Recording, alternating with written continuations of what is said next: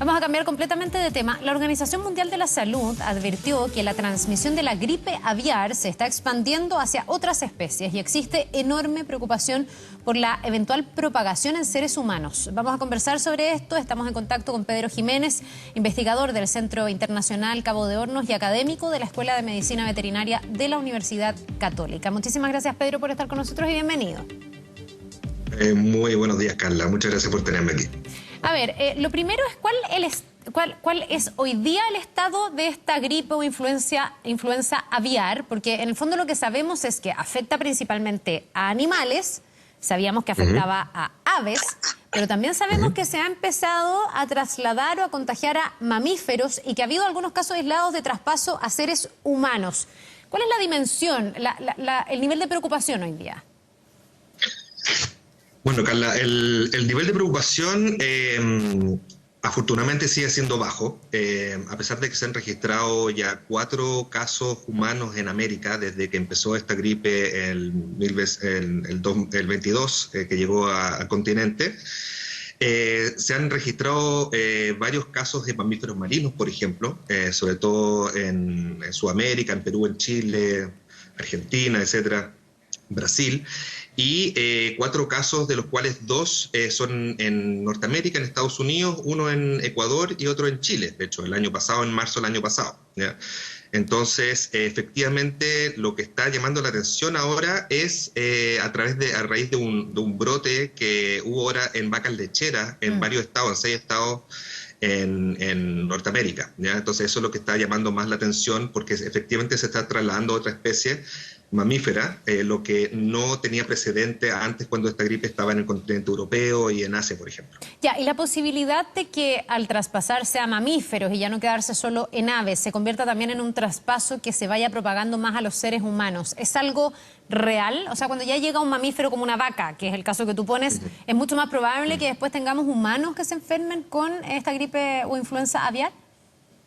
Mira, el riesgo en este momento sigue siendo bajo, ya el análisis genético de las secuencias arroja que no ha tenido mutaciones en particular que lo hagan mayormente transmisible entre humanos. Sin embargo, como tú mencionas, el hecho de que ya esté en especie mamífera ya rompe una barrera, ¿cierto? Por lo tanto, efectivamente hay que estar muy alerta. La Organización Mundial de la Salud tiene vacunas candidatas para el caso en que hubiese un brote importante en humanos, ya en el caso de riesgo pandémico. Están ahí, se conocen las secuencias, se tienen las vacunas, se habría que empezar a producirlas. Otra cosa que es importante decir es también que hay antivirales específicos contra influenza. Por lo tanto, no es la misma situación, por ejemplo, cuando empezó el COVID, que no se tenían vacunas, no se conocía la gente, no se tenían antivirales, etcétera. Sin embargo, la tasa de mortalidad de esta enfermedad es bastante más alta de lo que era el COVID, por lo tanto, la preocupación, obviamente, de las autoridades sanitarias. Ya, ahora, en aves hemos visto que esta enfermedad puede ser sumamente grave y que es letal. Ha matado poblaciones completas de aves, lo hemos visto, por más que hay un control, después se sacrifican también algunas para que esto se deje de propagar. ¿Cómo se ha comportado la gripe aviar cuando llega a un mamífero? Ya, volvamos a la vaca, y cuando ha llegado de manera aislada a seres humanos. ¿La gripe aviar es así de grave también en seres humanos, por ejemplo? Sí, claro, la gripe aviar, históricamente esta cepa en particular, H5N1 de este clado, tiene una tasa de letalidad alrededor de un 40%, lo que es altísimo si se considera, ¿ya? Sin embargo, los casos humanos son relativamente escasos, ¿ya? Estamos hablando de que han habido 800 casos desde el 2003 en adelante, ¿ya? No es una cosa tan frecuente. Ya, pero ¿ahí ha llegado a ser letal? En el caso de esos humanos, sí, claro, por lejano que sea, digamos.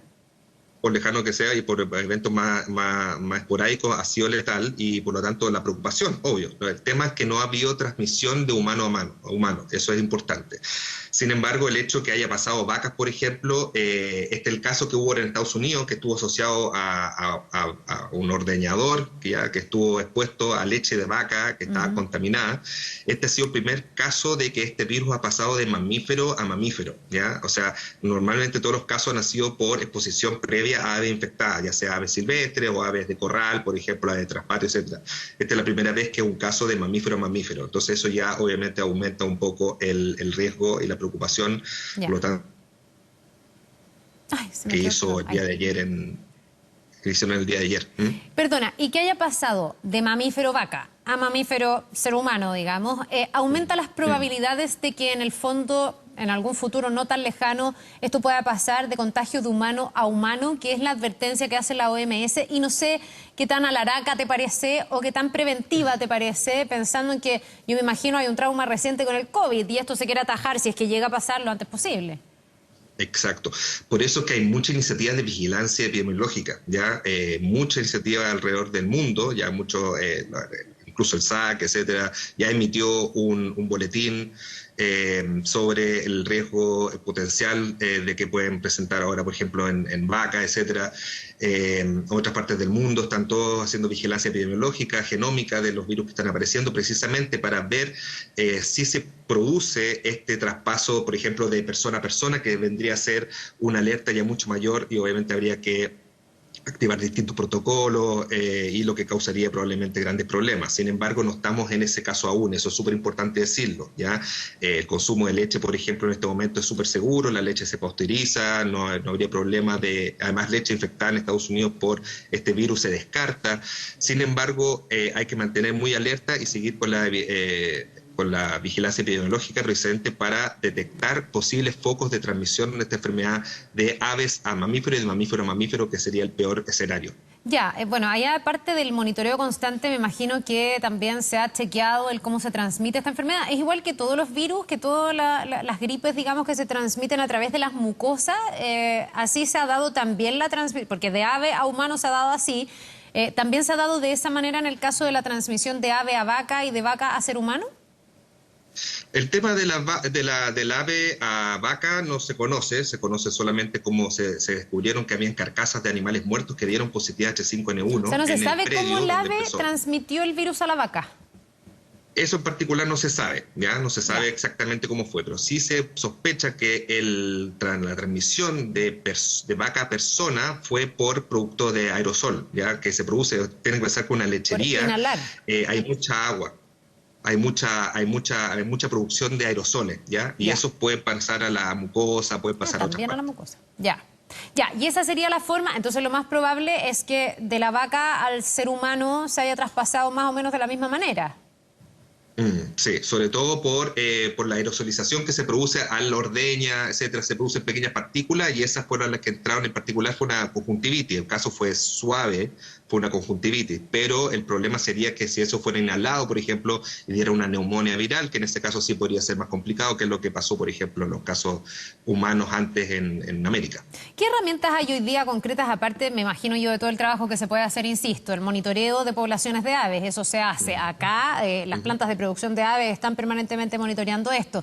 No sé, pues las granjas, en los sectores rurales, tratar de evitar esa contaminación cruzada que pudiera generar el contagio. ¿Hay herramientas médicas, así como a los animales, a las aves, se les puede suministrar algún tipo de medicamento? ¿También existen medicamentos que ya hayan demostrado ser efectivos en el mamífero? Vamos a seguir con el ejemplo de la vaca y eventualmente en el caso de un ser humano.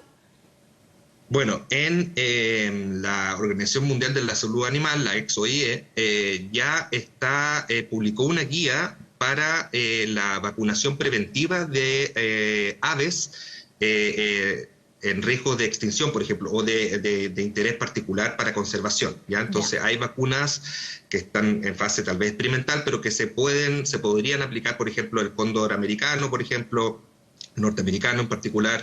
Han habido ya vacunaciones, por ejemplo, que han hecho porque son poblaciones muy chiquititas. También se podría hacer, no sé, pensar eventualmente en el pingüino de Humboldt, etcétera, en especies en particular que se podrían vacunar precisamente para prevenir esta especie emblemática. Hay que pensar que obviamente una campaña de vacunación para todas las aves silvestres es imposible, entonces solamente se podría hacer con ciertas especies que se tengan datos que, por ejemplo, pueden estar en mayor riesgo, podría estar en riesgo la población en general de esa especie, ¿ya? Hay también hay medicamentos que se podrían eventualmente utilizar también, oseltamivir, por ejemplo, inhibidores de la neuraminidasa, que son medicamentos que se ocupan para humanos también, ya que funcionan, el Tamiflu, ya que funciona muy bien contra la influenza. Pero el problema son estos cuadros muy severos que pueden dar, ya en los cuales ya no se pesquisa a tiempo la infección y ya los medicamentos son relativamente ineficaces para parar la sintomatología. ¿Ya? Es el tema de esta enfermedad, que tiene que ser, para que haya una herramienta terapéutica adecuada, tiene que ser aplicada muy al principio, ¿ya? Y eso es lo que puede demorar en algunos casos. Ya, hoy día, Pedro, no se le suministran este tipo de medicamentos a aves que sean de producción, ¿o sí? Porque ahí, en el fondo, si vamos a consumir aves, todos esos medicamentos podrían generar también un efecto en los seres humanos. Esas aves no son vacunadas, ni se les da medicamento, por eso se terminan sacrificando, ¿no? Mira, el tema es que esos medicamentos son de uso humano y el riesgo de administrarlos masivamente a animales de producción que en el fondo pueden o no pueden exponerse sería crear resistencia a estos antivirales. Ya. O sea, después incluso en otras enfermedades no nos servirían esos remedios si es que los comemos en el pollo que consumimos. En el fondo. O sea, nosotros no los vamos a consumir en el pollo porque hay lo que se llama un periodo de carencia. Los animales generalmente se les dejan de administrar unos días antes, por ejemplo, los medicamentos para que sean seguros para las personas. Pero sí se podría crear resistencia de los mismos virus que estén circulando ahí y por lo tanto después cuando hay una emergencia efectivamente en persona, esos virus pueden estar resistentes, por ejemplo. Es algo muy similar a lo que pasa a la resistencia antimicrobiana con las enfermedades de transmisión alimentaria, por ejemplo. Perfecto. Yo te preguntaba, y a lo mejor nos falta insistir en ese punto, ¿a ti te parece que esta alerta de la OMS es correcta o es un poquitito alaraca? Porque en el fondo hablan de un evidente peligro, es como mucha preocupación, entonces uno tiende a alertarse. Yo digo, chuta, va a llegar mañana la gripe aviar y nos vamos a contagiar entre nosotros. Por lo que hemos conversado, siento que el escenario está un poco más lejano todavía, que podamos masivamente los seres humanos enfermarnos y luego contagiarnos entre nosotros. ¿Te parece que es acertada esta alerta que pone la Organización Mundial de la Salud? Bueno, yo leí el artículo original de la entrevista que se hizo a Jeremy Farrer, que es el jefe de científico de la Organización Mundial de la Salud, y esta alerta nace en relación a un cambio de nomenclatura que ellos están haciendo para poder crear mejor comunicación de riesgo de influenza, ¿ya? Por lo tanto, hubo cierta amplificación de este mensaje, que, como dices tú, puede ser algo alaraco.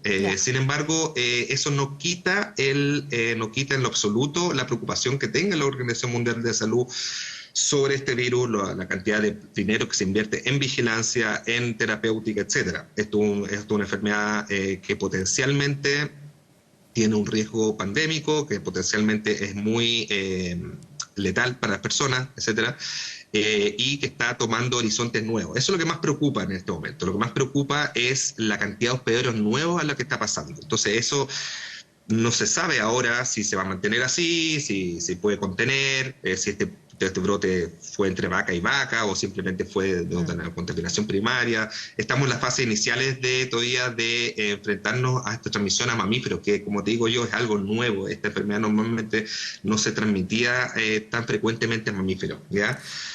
Por lo tanto, estamos un poco en territorio desconocido, ¿ya? Con estas transmisiones nuevas que están ocurriendo, y yo creo que en este caso no vale la pena hacer llamados tan alarmistas, pero sí es importante y esto es un llamado que han hecho la autoridad en Chile también, no acercarse a animales muertos, animales silvestres que manifiestan signología nerviosa, etcétera, por precisamente el riesgo de transmisión que hay y lo difícil que es tratar a personas que se contagien con esta enfermedad.